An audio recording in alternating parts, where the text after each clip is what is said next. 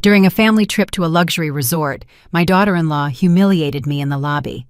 We canceled the old woman's room. She deserves to sleep in the garbage bin. Everyone laughed at me. I just walked over to the front desk and presented a gold card. When the general manager recognized me, everyone went pale. "It's a pleasure to have you here, Mrs. Thornton." Follow my story to the very end and tell me which city you're reading this from, so I can see how far my story has traveled. I was 61 years old, and I never imagined that the worst moment of my life would happen in front of total strangers in the grand lobby of a luxury resort. We had been driving for almost 4 hours. My son, David Thornton, was behind the wheel. His wife, Fiona, was in the passenger seat, and I was crammed in the back with my 2 grandchildren. I had been looking forward to this trip for months.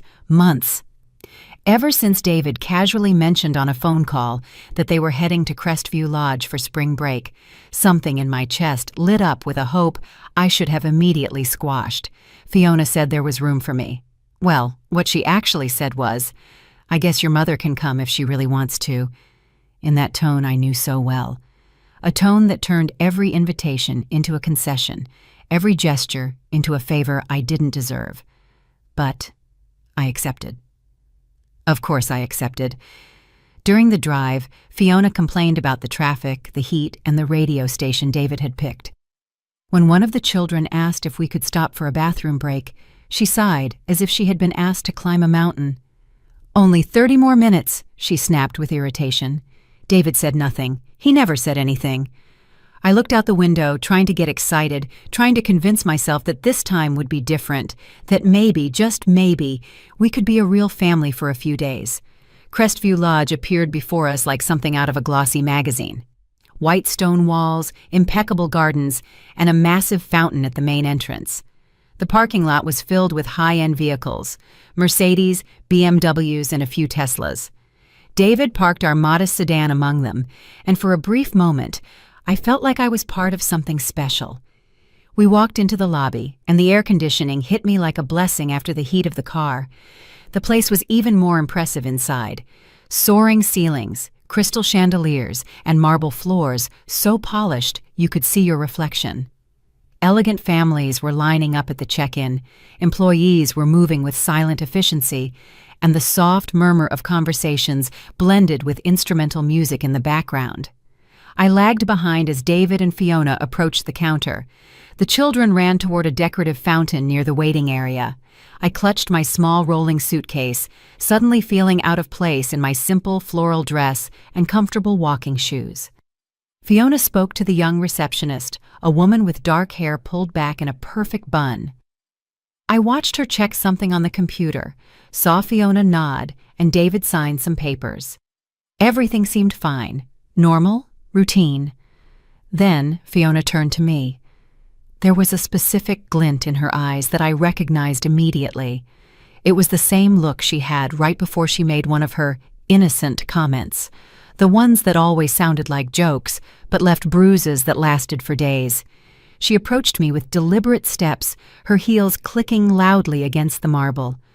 The lobby was full of people, families waiting their turn, employees carrying luggage, guests comfortably seated on the leather sofas. And Fiona raised her voice. She didn't shout, but she spoke loud enough for everyone to turn their heads. "We canceled your room, Brenda." I froze. The words didn't make sense at first. I waited for David to say something, to correct her, to explain there was a mistake, but he just stared at the floor with his hands in his pockets. Fiona continued, her voice growing louder, clearer. "We're not going to waste money on a room for you. You can sleep in the garbage bin. It's what you deserve after all." Laughter. I heard laughter. Not from everyone, but from some. An older man in a cashmere sweater let out a choked chuckle. A younger woman whispered something to her partner, and they both smiled. Even the receptionist looked down, uncomfortable, as if witnessing this was part of her job description. And my son, my only son, the child I raised, the one I fed, the one I held when he had nightmares, he laughed. It wasn't a loud laugh, it was nervous, soft. But I heard it, and that was worse than any roar of mockery. The children didn't understand what was happening. My 9-year-old grandson, Jake, looked at me confused. "Grandma, Is she going to sleep with us? Fiona yanked his arm. Quiet, sweetie. The adults are talking. I felt heat rise. First in my chest, then up my neck to my cheeks. It wasn't just shame. It was something deeper. A mix of humiliation, betrayal, and pain so sharp I could barely breathe. The chandelier lights seemed too bright. The murmur of conversations became a distant buzz. My legs were shaking. For a second, I considered turning around and walking out, just leaving, calling a taxi, heading back to the bus station, disappearing from their lives as they clearly wanted. But something inside me shifted in that instant. It wasn't rage, not yet. It was clarity. For years, I had tolerated Fiona's comments, the petty cruelties, the convenient forgetfulness when it came to inviting me to family events, the Christmases where there wasn't room in the car to pick me up, the children's birthdays where the invitation arrived a day after the party, and my son, my David, never said a word, never defended me. He always found an excuse, a justification, a way to minimize what his wife did. And I allowed it because they were my family, because I didn't want to cause trouble, because I was afraid of losing them completely. But in that moment, standing in the middle of that luxurious lobby, with strangers looking at me with pity or amusement, I realized something. I had lost them a long time ago. I inhaled deeply. My hands stopped shaking. I adjusted the handle of my suitcase and walked toward the reception desk. I didn't look at Fiona, and I didn't look at David. I walked with my back straight, my steps firm, even though inside I felt like I was crumbling. The receptionist looked at me with a cautious expression. "Ma'am, can I help you?" I pulled a card out of my handbag. It wasn't a common credit card. It was heavy, with a particular sheen under the lobby lights. I placed it on the marble counter without a word. The receptionist took it. Her eyes went wide. She looked at the card, then at me, then back at the card. Her fingers trembled slightly as she slid it through the reader. "Mrs. Thornton," she whispered. Her face went pale. We didn't know you were coming. Excuse me, we had no record of your arrival." Behind me, the silence was absolute. I could feel the stares drilling into my back. The receptionist typed quickly on her computer with nervous movements. "One moment, please. I'm going to call the general manager right away." And then he arrived. A man in an impeccable suit, perfectly coiffed gray hair, walking rapidly from a side office. His expression went from professional to almost reverent when his eyes landed on me. "Mrs. Thornton!" His voice resonated through the lobby. He rushed toward me. "We had no idea you would be gracing us with your presence. Your name is on the list of resort owners." The world seemed to stop. Owners.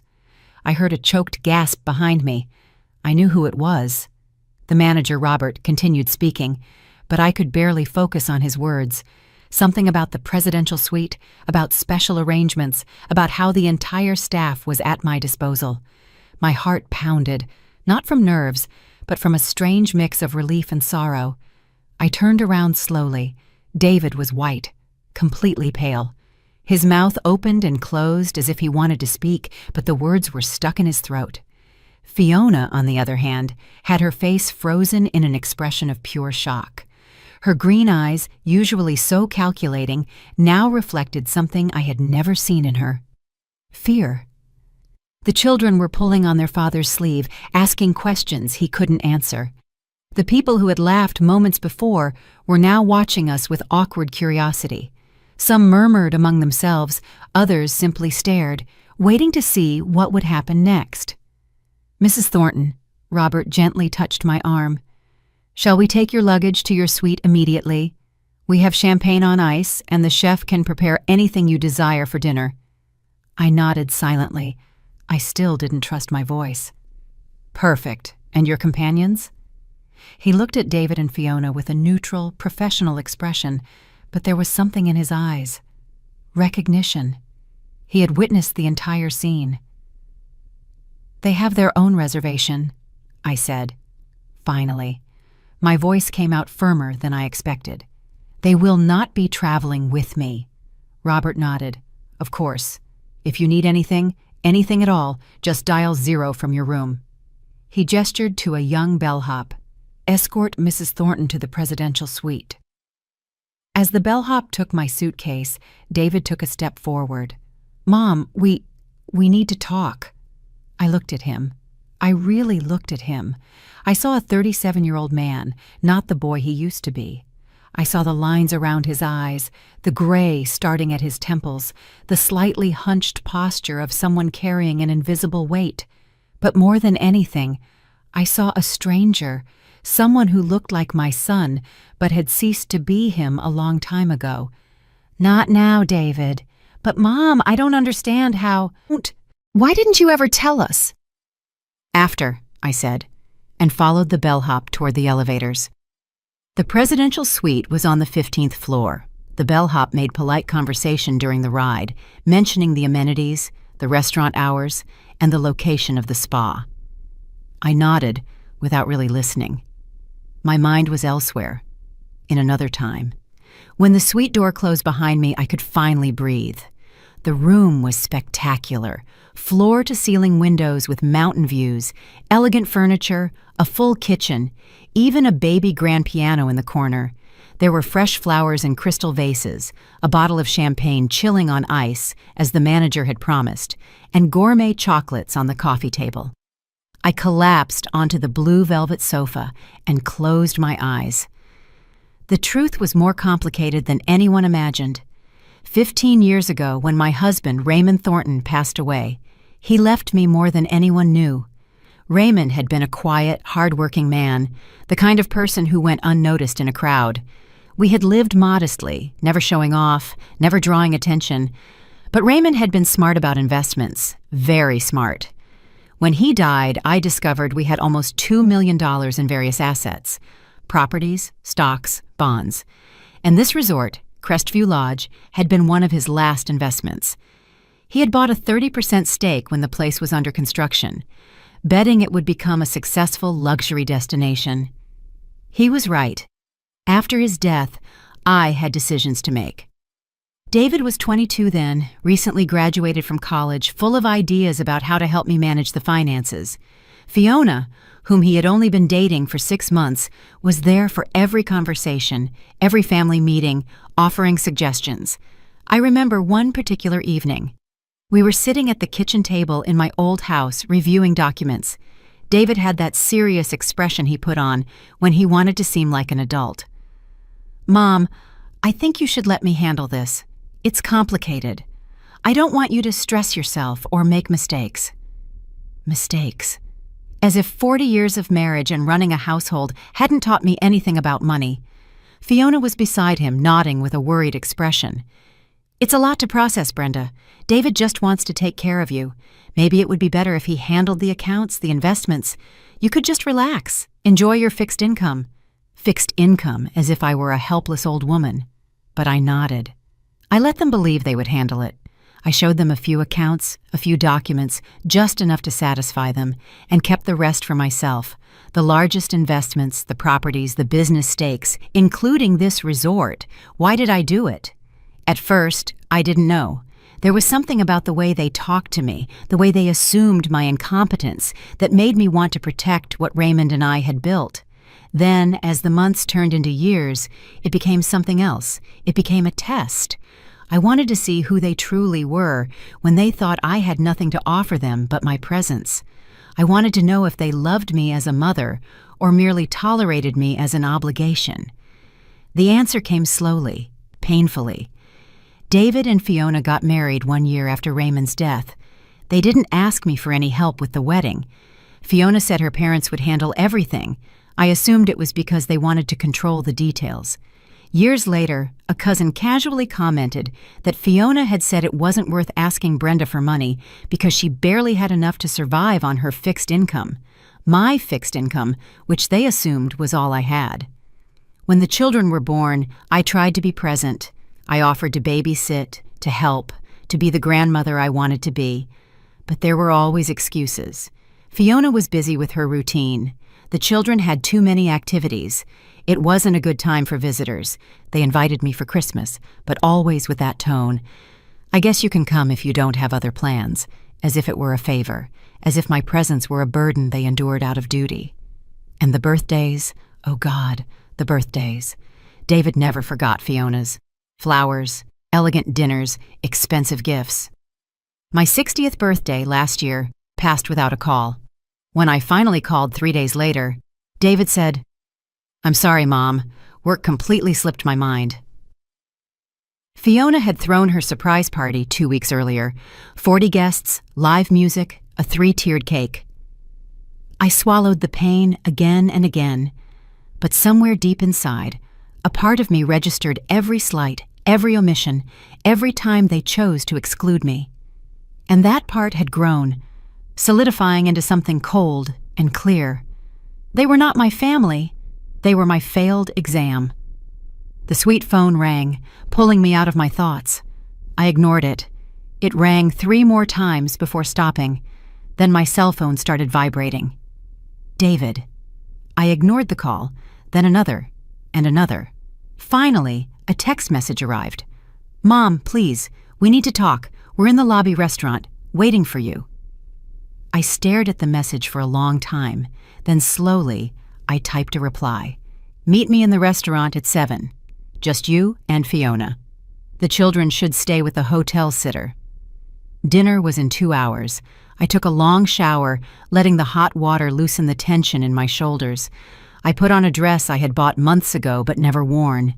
Elegant, deep navy blue, with a cut that looked better on me than I remembered. I styled my hair, put on a little makeup. When I looked in the mirror, I saw something I hadn't seen in years. I saw a woman who didn't apologize for existing. I went down to the restaurant exactly at 7. The place was beautiful, dimly lit, with candles on every table, and the gentle clinking of glasses and silverware. I saw David and Fiona at a corner table. David looked agitated, nervously swirling his wine glass. Fiona had that expression I knew well. Forced control, tight lips, hands on the table, fingers interlocked too tightly. I sat across from them without a word. A waiter immediately appeared, filling my water glass and offering the menu. I ordered without looking, keeping my eyes on my son. The silence stretched out, thick and uncomfortable. Finally, David broke it. "Mom, why didn't you ever tell us?" I took a sip of water before answering. "Tell you what exactly? That I own this place? That I have money? All this time we thought you were barely surviving on Dad's fixed income." "I never said that," I replied calmly. "You assumed it." Fiona leaned forward, her voice controlled but strained. "You made us look like fools out there in front of all those people." I looked her straight in the eye. For the first time in 15 years, I met her gaze without looking away. "No," I said softly. "You made yourselves look exactly like what you are." Fiona recoiled as if I had slapped her. David opened his mouth, but no sound came out. The waiter arrived with our appetizers, placing them carefully before quietly withdrawing. No one touched their plate. "I don't understand," David finally said, his voice trembling. "If you had money, if you had all this, why did you let us think you were poor?" "That I was a burden," I finished for him, "that I needed your pity." I picked up my fork, cutting a piece of salmon with precise movements. "Because I wanted to see something." "See what?" Fiona practically spat the words out. I chewed slowly, savoring the food they hadn't even tasted. "I wanted to see if you loved me without expecting anything in return. I wanted to know if I was worth something to you beyond what I could give you." David shook his head, confused. "Mom, we've always loved you. Always." The words would have moved me years ago. Now they just sounded hollow. "Did you?" I asked softly. "Like when you left me out of the Christmas dinner 3 years ago because there wasn't room in the car. I checked later. You rented a 7-person SUV and there were 5 of you." David blinked. There was a misunderstanding with the rental. "Or my 60th birthday last year," I continued, my voice still calm, almost conversational. "Not a call, not a text, but 2 weeks before, you spent $5,000 on Fiona's surprise party." I called you afterward, David protested weakly. 3 days afterward, and only after I called first, I said, taking a sip of wine. And your excuse was that you were busy with work. Fiona leaned forward, her eyes gleaming with barely contained anger. This is ridiculous. You're acting like a resentful child, keeping score of every little mistake. Little mistake, I repeated. I placed the fork on the plate with a soft clink. Fiona, in 15 years, you've invited me to your house exactly 11 times, I counted. And of those 11, 6 were because you needed me to watch the kids while you went out. That's not fair, David said. We lead busy lives, Mom. We have responsibilities. I know, I nodded. That's why I never complained. That's why I always said yes when you needed something. I watched the kids when they had the flu, and you had that important conference. Remember, David? I was awake for 3 nights straight. When you came back, you didn't even ask how they were. You just said, thanks, and went to bed. Silence returned to the table. I could see David processing, remembering. His face contracted with each memory. Or when your washing machine broke down, I continued, looking at Fiona. I offered you money to repair it. You said you didn't need charity from anyone. But 2 weeks later, you asked David to buy you a new one. He took $3,000 from his emergency fund. Fiona pursed her lips. We didn't know you could... Exactly, I interrupted. You didn't know because you never asked. You assumed I was poor, that I was a nuisance, that my only function was to be available when you needed me and to disappear when you didn't. David ran his hands through his hair, a gesture he'd made since childhood when overwhelmed. Mom, if you had told us... What? My voice rose for the first time. Not much, but enough for nearby tables to turn. I lowered my tone. If I had told you I had money, you would have treated me differently. Does that make this better or worse? David didn't answer. I took another sip of wine, feeling its warmth go down my throat. When your father died, you two came home every week, remember? Helping me with papers, with bank calls, with everything. I paused. But as soon as you thought everything was settled, as soon as you assumed I only had a basic fixed income and nothing more to offer, the visits spaced out. First every 2 weeks, then once a month, then only holidays, and then not even that. We had the kids, Fiona protested. We had a life to build. I know, I nodded. And I never asked to be the center of your life. I only asked not to be forgotten completely. David took a deep breath, his eyes watering. Mom, I didn't realize. I didn't know you felt this way. I didn't look at him directly. Not once did you notice that your wife spoke of me as if I were a burden. Not once did you wonder why your mother spent every single holiday alone. He fell silent. I looked at Fiona. Last Christmas, your sister posted pictures of your family dinner on Facebook. I saw all of you. 20 people around that massive table. David's family, yours, friends. I was a 15-minute drive away. I ate a turkey sandwich in front of the television. You told us you had other plans, Fiona said defensively. I lied, I said, because I knew the invitation was out of obligation, not because you genuinely wanted me there. I placed my napkin on the table. And the truth, Fiona, is that I preferred to be alone than to endure another dinner where you treated me like furniture. That's unfair, she hissed. I've always been nice to you. Nice! I let out a humorless laugh. Fiona, you told your mother I was difficult to please. I heard you. I was in the bathroom at your house during Thanksgiving dinner 2 years ago. You two were in the kitchen. You said I was critical, demanding, that I always found something to complain about. Fiona paled slightly. I've never complained. Not about the food, not about how you raise your kids, not about anything. But you needed to paint me as the villain to justify how you treated me. I stood up from the table. So no, I wasn't the one who made you look like fools this afternoon. You did that all by yourselves. Wait, David stood up too. You can't just leave. We have to fix this. There's nothing to fix, David. You showed me who you are for 15 years, and I finally believed you. So what? Fiona's voice was shrill. Are you going to punish us? To disinherit us? Was this all just to humiliate us? I looked at her with a mix of pity and exhaustion. No, Fiona, I'm not going to punish you. I don't need to. You're already living with the consequences of your choices. I'm just refusing to continue living with them. Mom, please. David caught up to me, grabbing my arm. His touch was gentle, almost pleading. Give me a chance to fix this. Just tell me what to do. I looked at him. I saw tears in his eyes. I saw genuine regret on his face. But I also saw something else. I saw a 37-year-old man who had just realized his mother had money and that he had wasted years of potential benefits. I don't want you to fix anything, I said softly, freeing my arm. I just want you to leave me in peace. I returned to my suite with a heavy heart, but a clear mind. The room phone started ringing 20 minutes later. I disconnected it.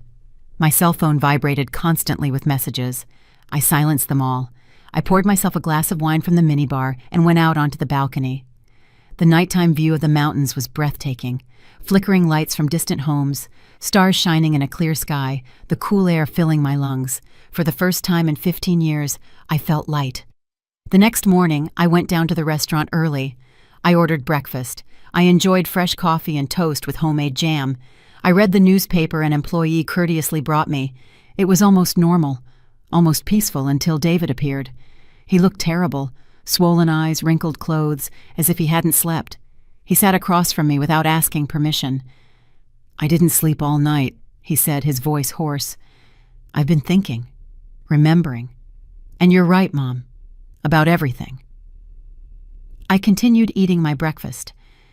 Fiona and I fought hard. She says you're overreacting, that you're being manipulative, but He rubbed his hands over his face. I started remembering things I had ignored, things I let slide because it was easier than confronting Fiona. I took a sip of coffee. And I realized I've been a bad son. His voice broke. The worst son. Yes, I said simply. You have been. He seemed surprised by my blunt honesty. But David, I continued, setting down my cup, I didn't come here looking for an apology. I didn't come here looking for you to finally see what you've done. I came because Fiona invited me. And foolishly, I thought maybe things would be different. They can be, he said quickly. We can change. I can change. Why? I asked. Because now you know I have money? Because you realize there might be an inheritance to lose? No, he protested, but there was doubt in his eyes. Because you're my mother. I've always been your mother, David. That didn't change yesterday. What changed was your perception of what I can offer you. He remained silent, unable to deny it. I got up from the table, leaving enough cash to cover the bill, even though I knew I didn't need to. I'm going home tomorrow. You can stay the rest of the week. It's paid for. Consider it my last gift as a mother. Last? His voice trembled. Mom, you can't be serious. Completely serious. I slung my handbag over my shoulder. I don't want your money back or your empty apologies. I just want peace. And that peace does not include continuing to be treated as a second-class citizen in my own family. I left him sitting there, his head in his hands, but I knew it wasn't over. It's never that simple with family. I spent the rest of the morning at the resort spa. I had a massage, a facial. I sat in the sauna, letting the heat sweat out all the accumulated tensions of the years. The staff treated me with a deference that would have previously made me uncomfortable, but now I simply accepted it. I was part owner of this place. I had invested my money wisely when others assumed I knew how to do nothing but cook and clean. I was in the relaxation room, wrapped in a soft robe and sipping herbal tea, when one of the spa employees approached with an awkward expression. Mrs. Thornton, excuse the interruption. There's a very insistent lady at the reception asking for you. She says she's family. I sighed. Tell her I'm unavailable. The employee nodded and withdrew. I closed my eyes, trying to reclaim some of the peace I had felt moments before. But 5 minutes later, my cell phone started ringing. It was a local number I didn't recognize. I answered out of sheer curiosity. Hello, Brenda. It was Fiona, of course. I'm in the lobby. We need to talk now. I'm busy. I don't care what you're busy with. Come down immediately or I'll come up myself. Something in her tone, that air of authority she had always used with me, ignited something inside me. If you try to come up to my suite, I will call security. Silence on the other end. Then, in a more controlled but still tense voice, please, just 5 minutes. I considered hanging up, but there was something different in her voice. It wasn't the demanding, confident Fiona I knew. There was a nuance of despair. The lounge next to the lobby. 5 minutes, not one more. I got dressed unhurriedly, taking my time. If Fiona was going to demand my presence, she could wait. I went down 15 minutes later. I found her sitting rigidly on one of the leather sofas, her hands clasped tightly in her lap.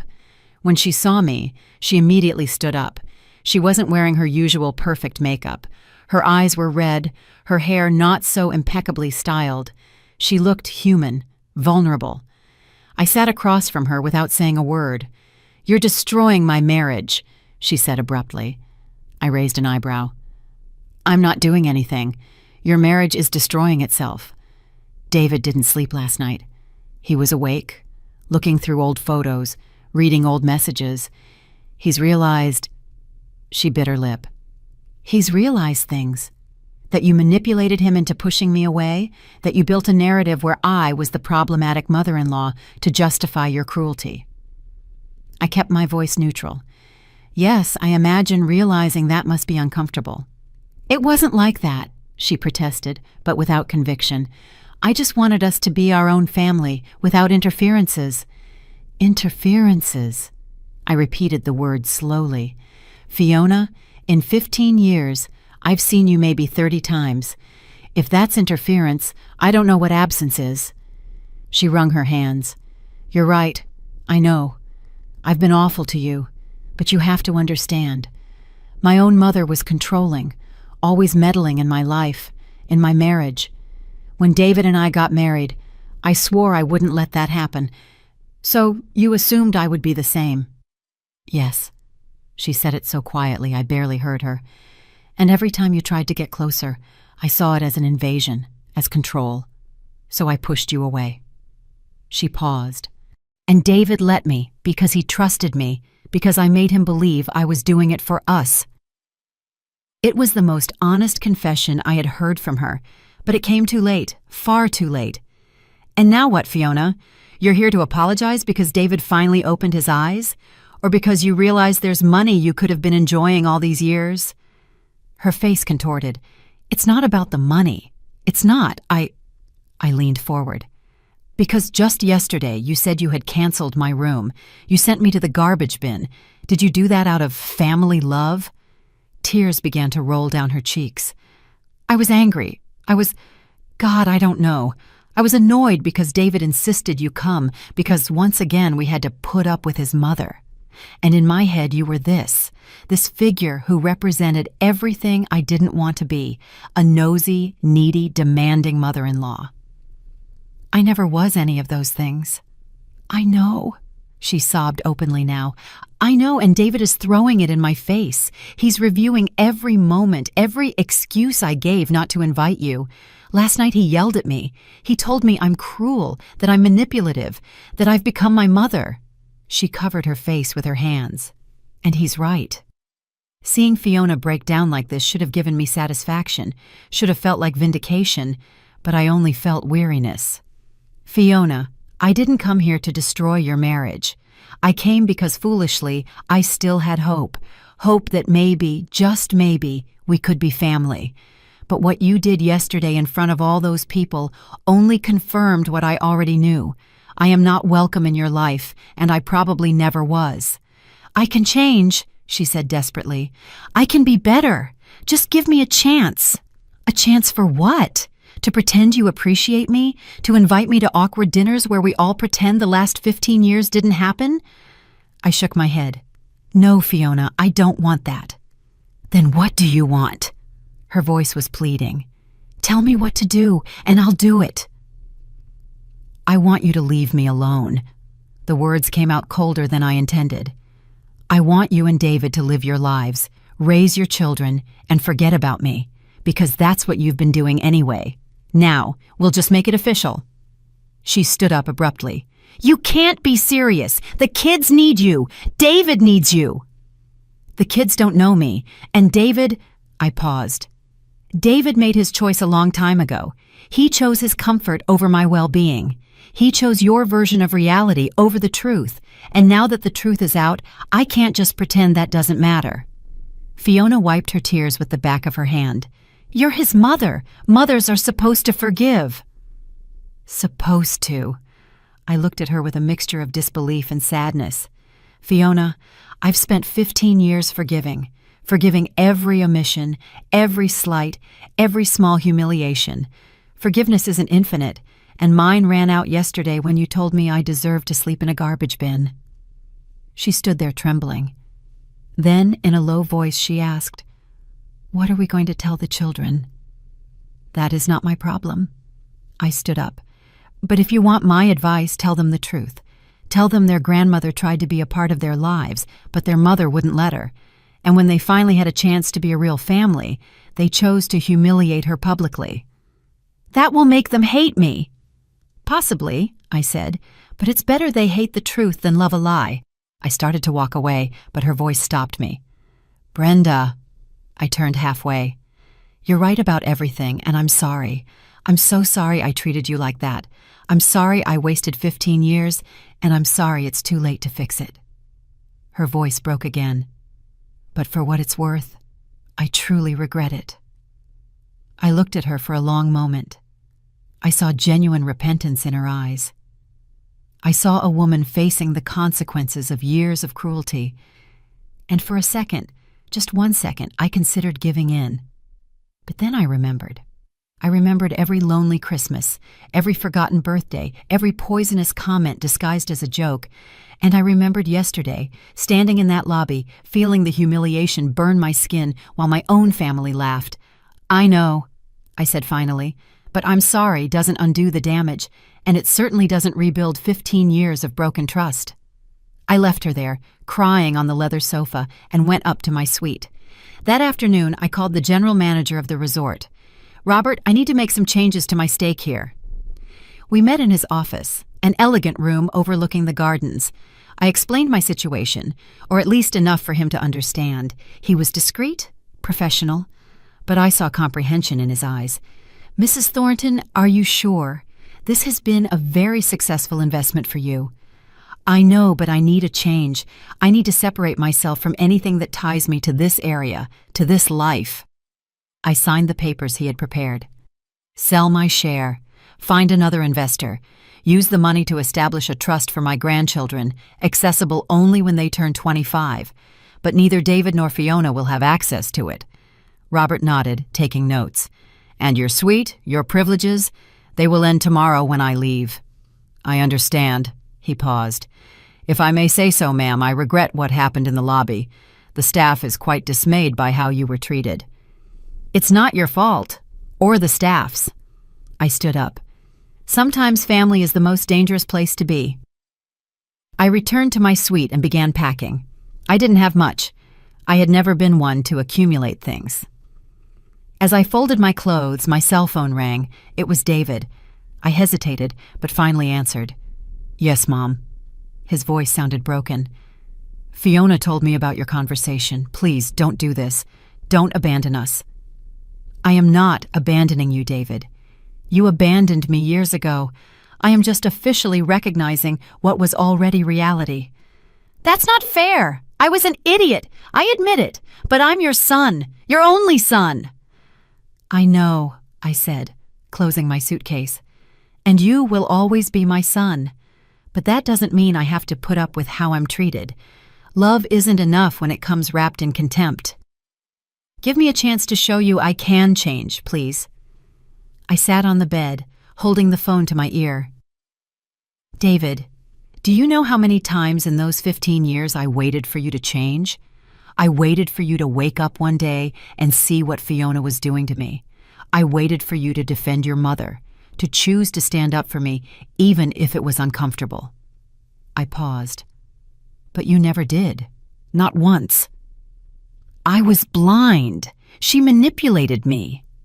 No, David. Don't blame only her. You saw what you wanted to see. You heard what you wanted to hear because it was easier to believe I was the problem than to confront the fact that your wife was cruel. Silence on the other end then, in a barely audible voice. What do I do now? Live your life. Be better with your children than you were with me.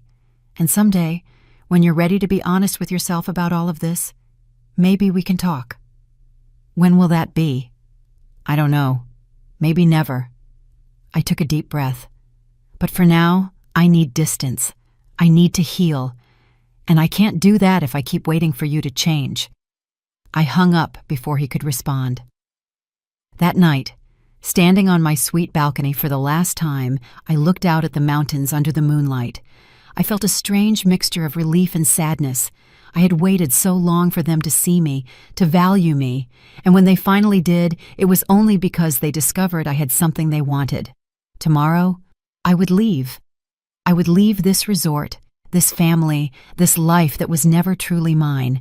And for the first time in 15 years, the idea of being alone didn't scare me.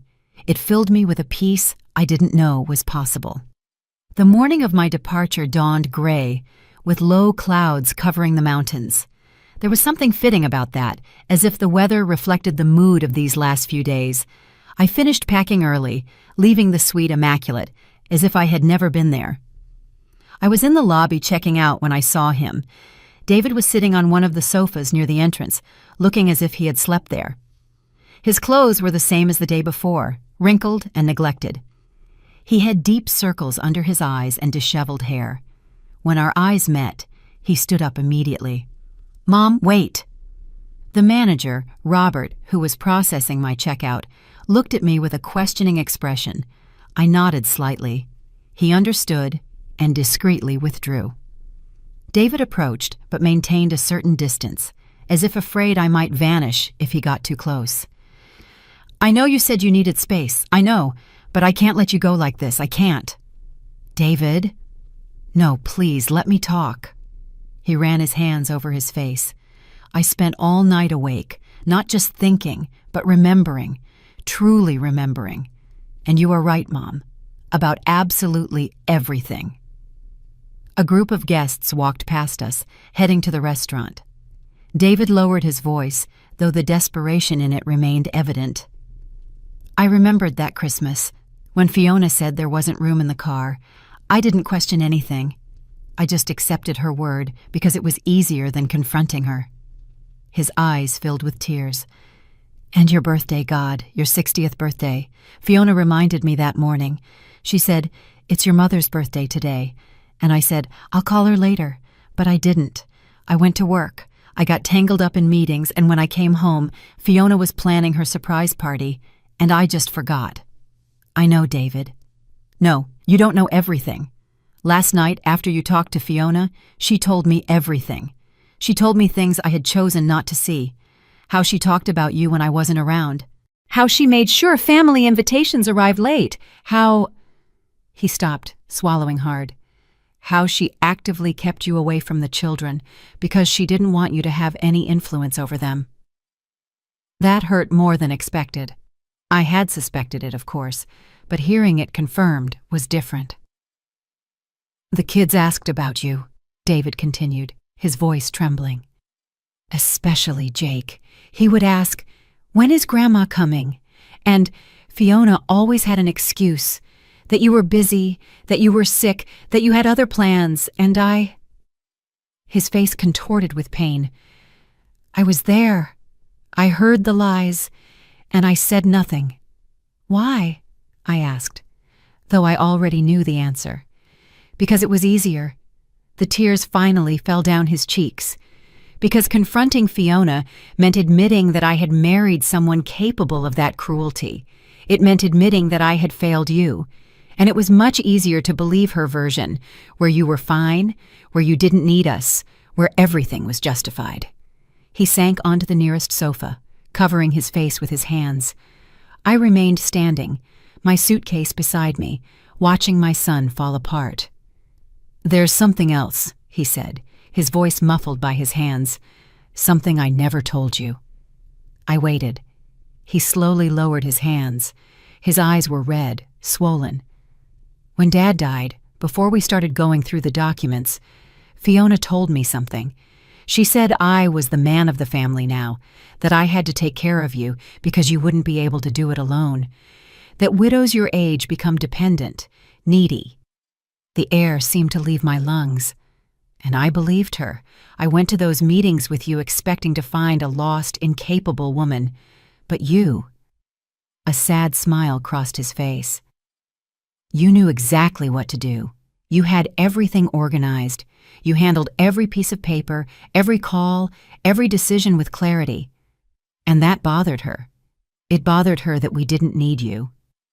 And you— He paused for a long time. I felt ashamed. I realized I had underestimated my own mother, that I had believed that without Dad, you would crumble. And when you didn't, when you showed you were perfectly capable, I didn't know how to process that. So I let Fiona create a new narrative, one where you were okay, but not so okay that you didn't need us, one where we could visit you when it suited us without feeling guilty. The silence between us was dense, heavy with years of unspoken truths. David, I said finally, my voice softer than I expected. Why are you telling me all this now?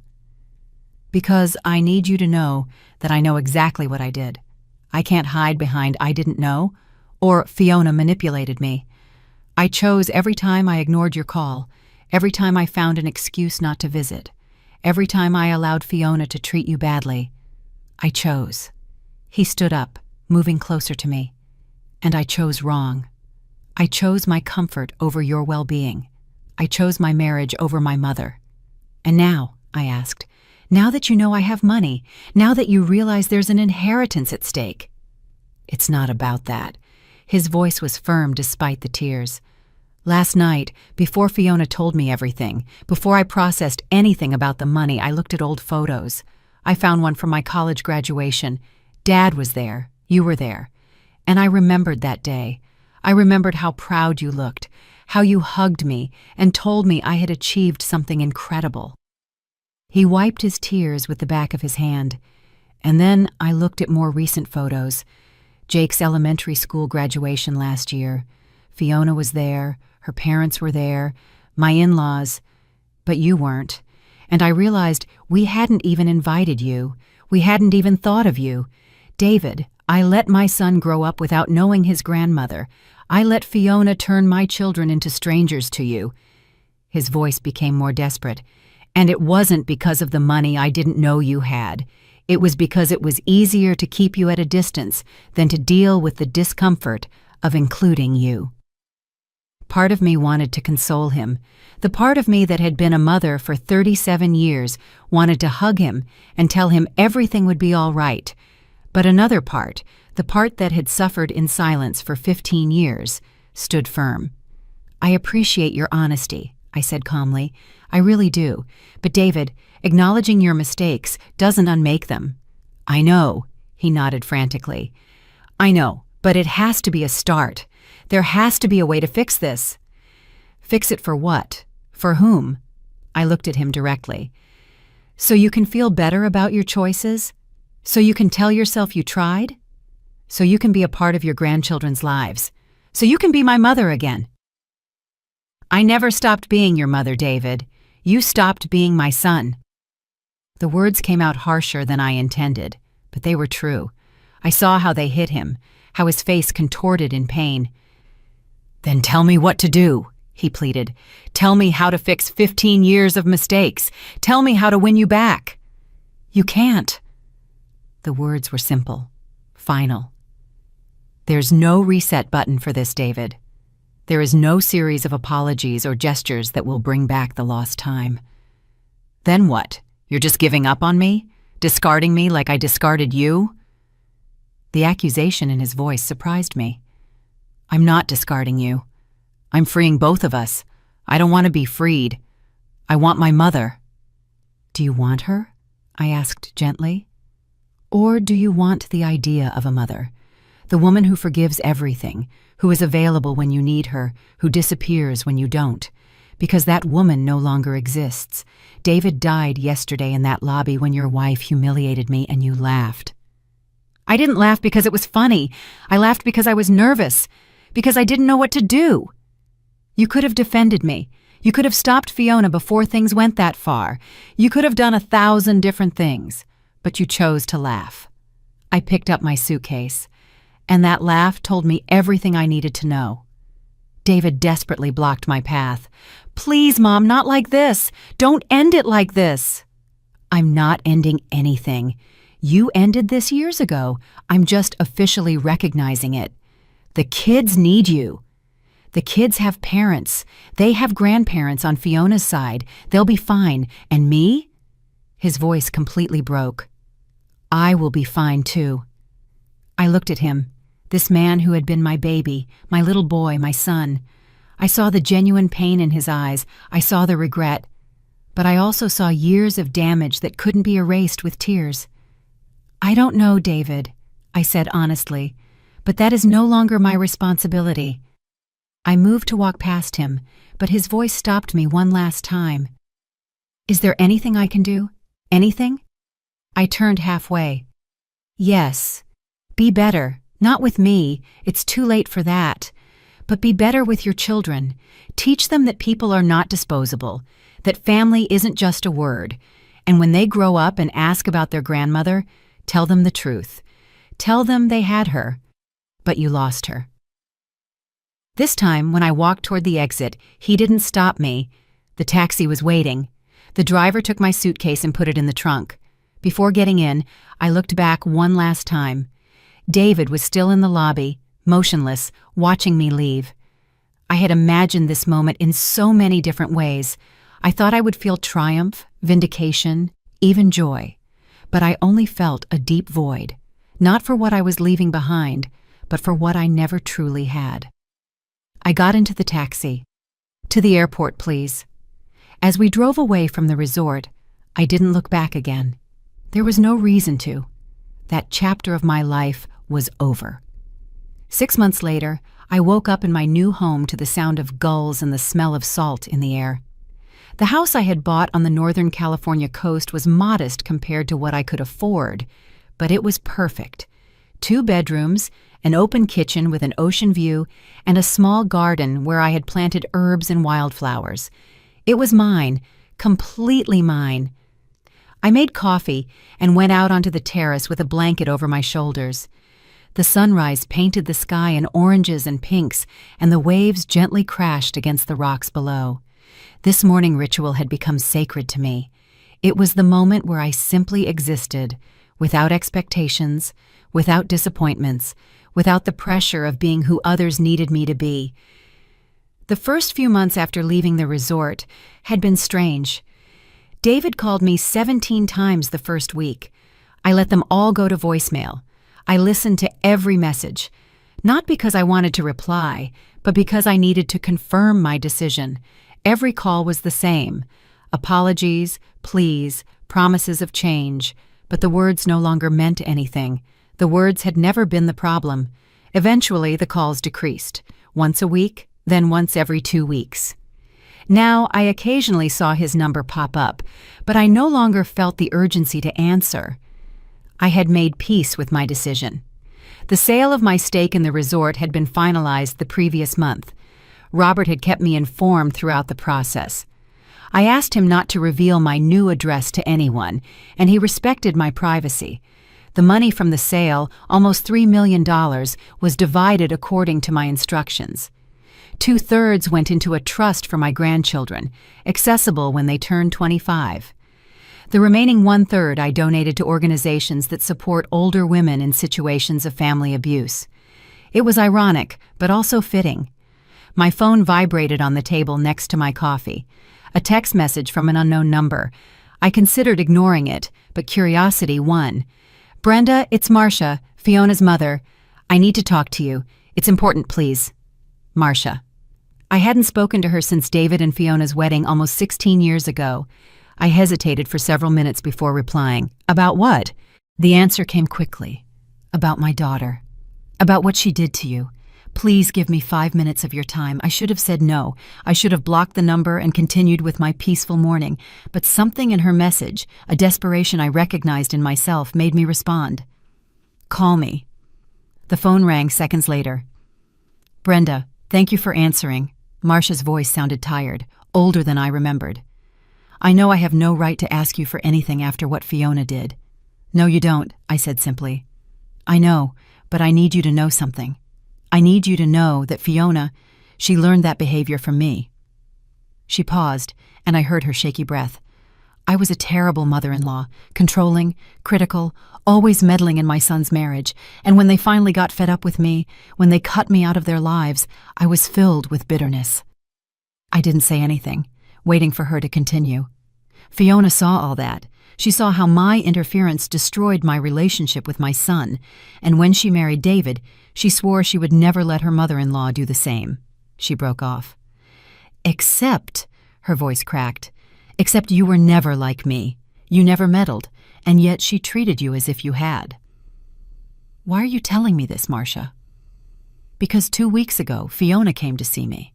It was the first time we had spoken in months, and she told me something that broke my heart. She said, I became you, Mom. I did exactly what I swore I would never do. I became you. I closed my eyes, feeling a sadness I hadn't expected. Not for Fiona, but for the cycle, for how damage repeats itself generation after generation. Marcia, I appreciate you calling, but this changes nothing. I know. Her voice was barely a whisper. I'm not calling to ask you to forgive Fiona. I'm calling because I need someone to know that I'm sorry. I planted the seeds of her behavior, and you paid the price. Not just me, I said softly. David too, the children too, and Fiona herself. Yes. There was a long silence. Is there anything I can do? I challenged myself to respond. Break the cycle with your other grandchildren. If Fiona lets you near them, be different. Be the grandmother I never could be. I heard a sob on the other end of the line. I will. I promise. We hung up shortly after. I sat on my terrace looking at the ocean, processing the conversation. Marcia was right about one thing. Fiona had learned her behavior, but she had also chosen to repeat it. And that choice, that was entirely hers. 2 weeks later, I received a package in the mail. It had no return address, but I recognized the handwriting on the envelope. It was from David. Inside was a small box and a letter. I opened the letter first, my hands trembling slightly. Mom, I don't expect you to reply to this. I don't expect you to read beyond the first line, but I need you to know a few things. Fiona and I are getting divorced. Not because of you, though I know you were the catalyst for me to finally see the truth. We're divorcing because we built a marriage on lies and manipulation, and neither of us can keep living like that. The kids are confused. Jake asks about you constantly. Lily is too small to understand, but she feels the absence. I've been telling them about you, not the version Fiona created, but the truth. I tell them about how you took care of me when I was a child, how much you sacrificed for Dad and me, how you were strong when the world expected you to fall apart. And I've told them how I failed you. The box contains something of Dad's. I found it among his things when I finally forced myself to go through the boxes in the attic. It's a journal he kept. In it, he talks about you a lot, about how much he admired you, about how you were his favorite person in the world. There's one entry in particular that is marked. It's from the day he died. He wrote it that morning, before his heart attack. It says, if anything happens to me, I know Brenda will be fine. She's the strongest person I know. But I hope David sees it too. I hope he takes care of her the way she deserves, not the way he thinks she needs. I read it, and I cried for 3 days straight. Because Dad knew you, he saw you, and I never did. I'm not sending this to get your forgiveness. I'm sending it because you deserve to know that Dad loved you exactly as you were, and that I eventually learned to see what he always saw. Be happy, Mom. Be everything you could never be when you were trying to be part of our family. With love and eternal regret, David. I held the letter with trembling hands, Silent tears rolled down my cheeks as I opened the box. Inside was Raymond's journal, leather-bound and worn, with bookmarks sticking out. I opened it to the page David had pointed out. Raymond's familiar, cherished handwriting filled the page. I read his words about me, about our life together, about his confidence in my strength. And at the end, that line about David, that hope that was never fulfilled. I closed the journal and held it against my chest, looking out at the ocean. Raymond had known me, truly seen me, and in a way, that had to be enough. I put the journal on my nightstand, where I could see it every morning. But I didn't reply to David's letter, not because I was angry, but because there was nothing left to say. He had gone through his process, he had reached his conclusions, and I was at peace with mine. The months continued to pass. Winter arrived, bringing storms that made the ocean roar. Spring followed, with wildflowers covering the cliffs, and slowly I built a life that was entirely my own. I met other women in town, widows, divorcees, some who had never married. We formed a group that met on Thursdays for dinner and to share stories. They weren't my blood family, but they felt more like family than the people I shared DNA with. One summer afternoon, I was in the garden when my phone rang. It was a local number I didn't recognize. "Hello, Mrs. Thornton. This is Jennifer from the Harbor Cafe. You have a visitor asking for you. He says he's your grandson." My heart stopped. My grandson. Yes, a young boy, 9 or 10 years old. He's with his father. They're asking if you can meet them here.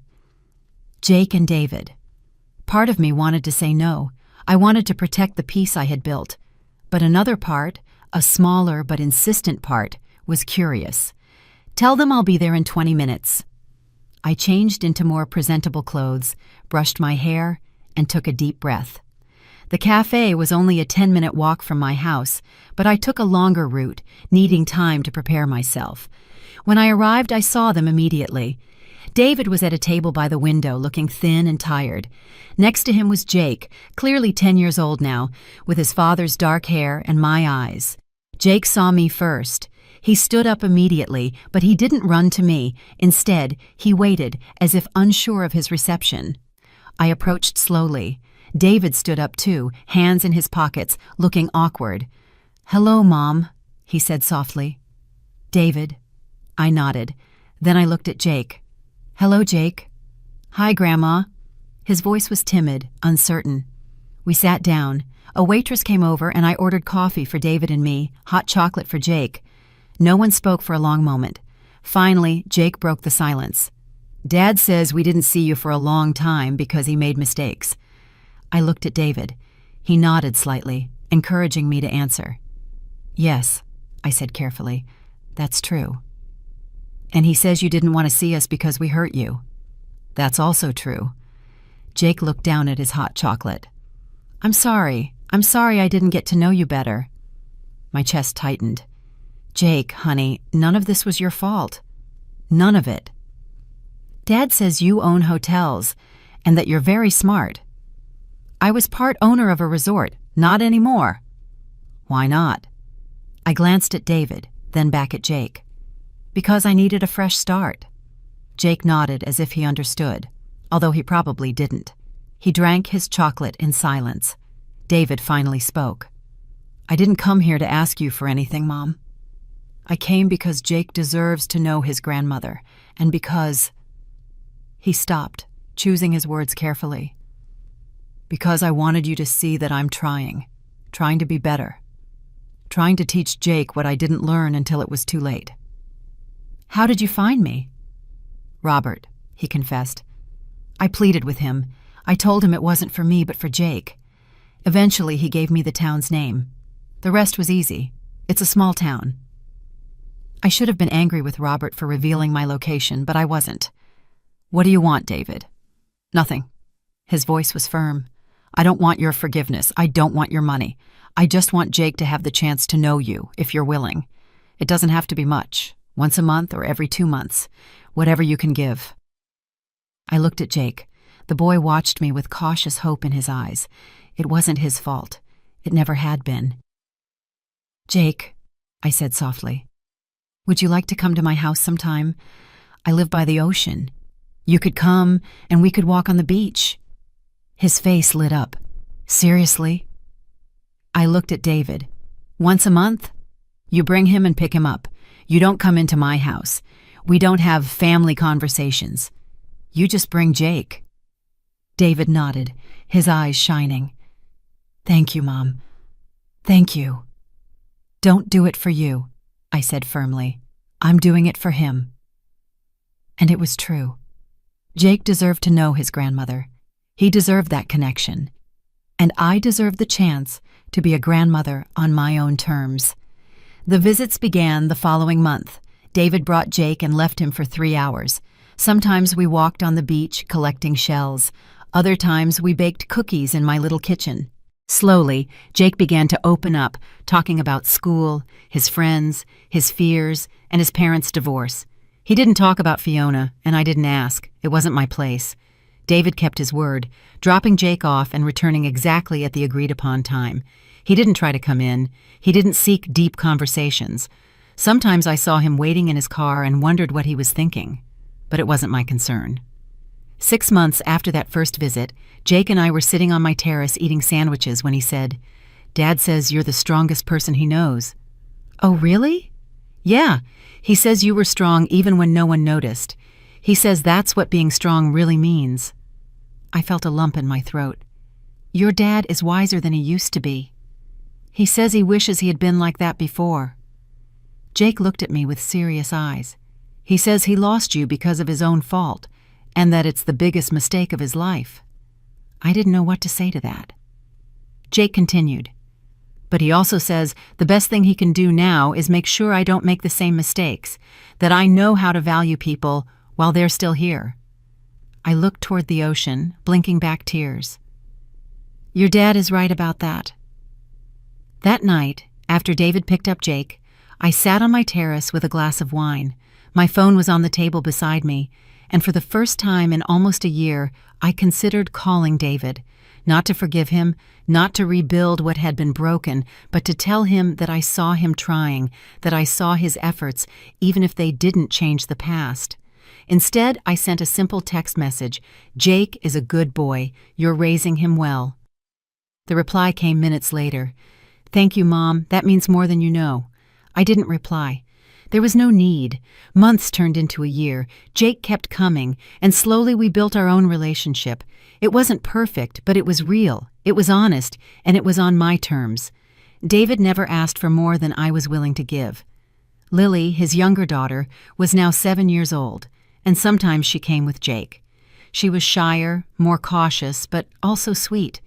I told them stories about their grandfather, Raymond. I taught them to cook recipes he loved. I showed them photos of when David was a child. We weren't a traditional family, but we were something, and that something was enough. One autumn afternoon, 2 years after leaving the resort, I was in my garden planting tulip bulbs when I heard footsteps on the gravel path. I looked up, expecting to see one of my friends from town. It was David, alone, without the children. I slowly stood up, taking off my gardening gloves. "It's not visiting day." "I know." He stopped several feet away, respecting the space. I needed to tell you something."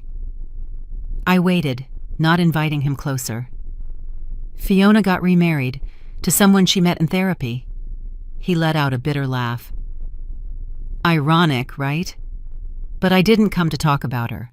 I came because—" He took a deep breath. "Because I finally understood something. I understood that I don't need your forgiveness to move forward. That my job isn't to get you to forgive me, but to make sure Jake and Lily never have to ask for forgiveness for the same things." "And?" I asked, my voice neutral. "And I came to tell you thank you for letting Jake and Lily know you, for giving them what I wasted. And to tell you—" His voice broke slightly. "To tell you that I finally understand what it means to be strong. It means knowing when to walk away. It means setting boundaries even when it hurts. It means choosing yourself when no one else will." The ocean wind blew between us, carrying the scent of salt and autumnal flowers. I lost you a long time ago," he continued, "and I spent years not accepting it, but now I do. You're not my mom in the way you used to be. You're Jake and Lily's grandma, and that is more than I deserve." I didn't say anything. There was nothing to say. David nodded as if he had expected my silence.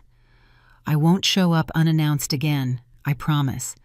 I just needed you to know that I finally get it."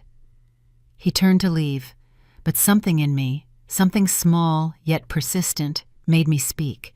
David stopped, but didn't turn around. "What you're teaching your children about respect, about boundaries, about not taking people for granted." I paused. "Your father would be proud of that." I saw his shoulders tense, then tremble slightly. He nodded once, quickly, and kept walking without looking back. I stayed in my garden as the sun began to sink toward the horizon. I felt no triumph over my words, no vindication, only a quiet sense of closure. David would never be my son in the way he once was. That relationship died in the lobby of that resort, but he was learning to be a better father, and his children, my grandchildren, were learning lessons he learned too late.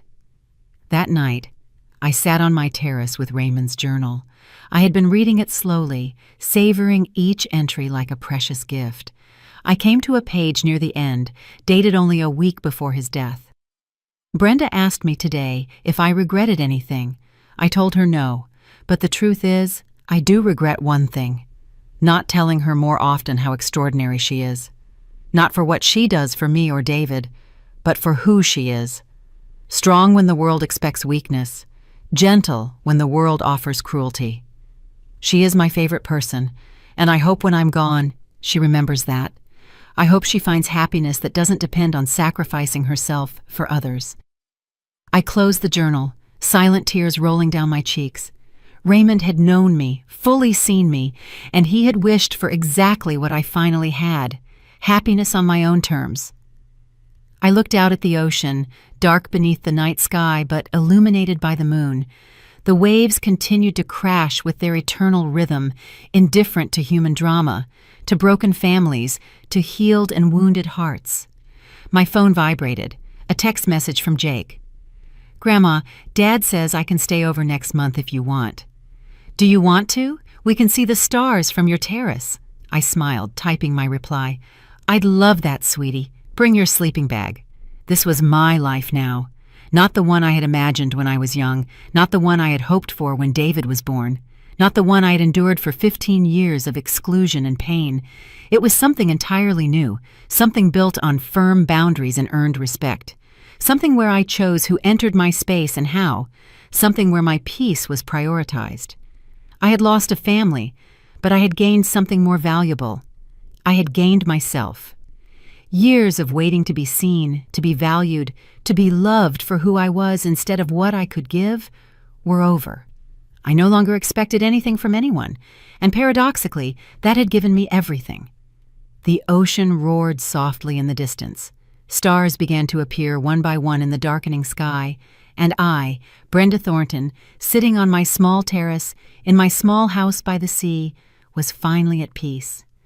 There was no dramatic reconciliation, no grandiose apologies that healed decades of pain, no perfect ending where everyone learned their lesson and lived happily ever after. But there was this: a woman who had finally learned that walking away was not abandonment. It was survival. It was self-respect. It was love. The hardest kind of love of all. Self-love that says, "I deserve more than this." There were my grandchildren who would grow up knowing that people have boundaries and that those boundaries must be respected. They would learn that you can love someone from a distance. They would see in their grandmother not a victim, but a woman who chose her own peace over the comfort of others. And there was me, finally free from the weight of expectations that would never be met, free from the need to be needed, free from apologizing for existing. Freedom, I discovered, doesn't always arrive with fanfare. Sometimes it arrives in silence, in a house by the sea, on a terrace beneath the stars. It arrives when you finally let go of what was never yours to hold, the responsibility for others' happiness at the cost of your own. I took the last sip of my wine and looked toward the future. I didn't know what would come next. Maybe Jake and Lily would keep visiting. Maybe the relationship with David would remain distant but respectful. Maybe someday, years in the future, we might find something akin to forgiveness. Or maybe not. And that was okay too, because I had learned the most important lesson of all. I didn't need closure from them to have peace. I didn't need their repentance to move on.